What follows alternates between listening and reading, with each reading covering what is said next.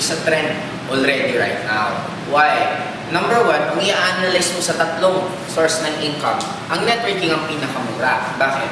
Sa employment, para ka maging empleyado, anong kapital mo? Education. Magkano ang kapital mo sa education? Imagine mo lang yung tuition fee mo from elementary, high school, college. Sabihin na lang natin 500,000. Okay? So 500,000 plus 16 years. In short, ito yung kapital mo para ano? Para kumita ka na minimum salary.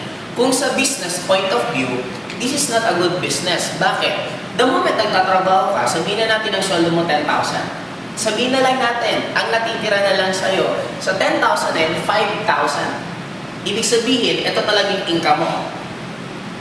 Kasi minus expenses. Ngayon, yung 5,000 mo, kailan mo mababawi yung 500,000 mo?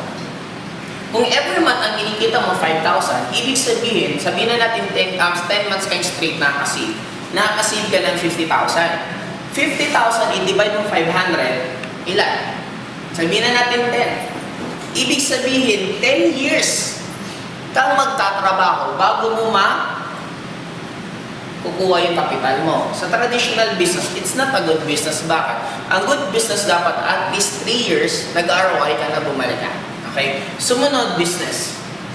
Sa business, ang dilemma dito, pag wala kang kapital, hindi ka pwede mag-put up ng negosyo. The moment magkaroon ka ng business, the moment magkaroon ka ng income, anong susunod na mangyari? Maliban sa big capital, ang kailangan mo para mag-put up ng negosyo, susunod kailangan mo ng experience. Ang dilemma dito, pag nagtayo ka ng negosyo, meron kang kapital at wala kang experience, normally ang kapital mo mauubos.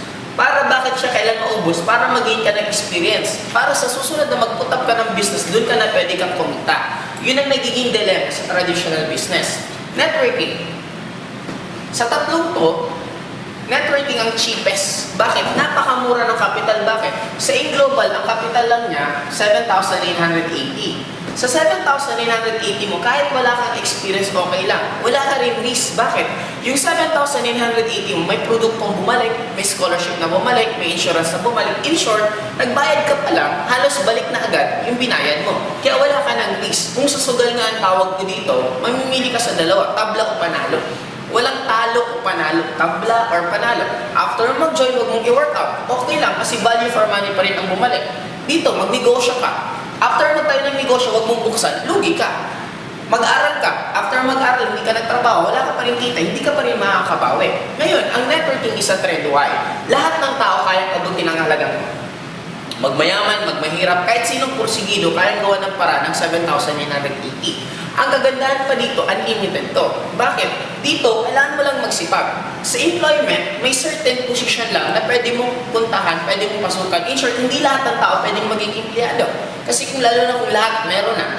Sa business din, hindi naman lahat kaya magnegosyante. Pero dito, sa networking, pwedeng lahat sumali. Ang kagandahan dito, the moment maraming tao nawawalan ng trabaho, saan sila pupunta? Hindi naman sila pupunta dito. Bakit? Wala nga silang kapital.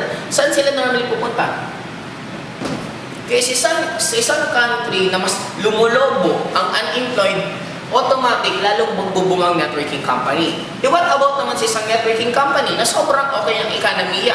Pag ang isang country okay ang ekonomiya, normally ang magbubung sa kanila, hindi yung recruitment side ng networking. Normally, ang magbubung sa kanila, yung reorder. Kasi maraming pambili, kaya maraming bibili. In short, may mga ibang sumasali sa networking company, wala silang pakialam sa recruitment. Ang goal lang nila, yung discount at yung produkto, tuloy-tuloy pa rin. In short, this is a good business. Bakit? Mag-boom or bumagsak ang ekonomiya, pareho, sa pool mo pa rin yung market.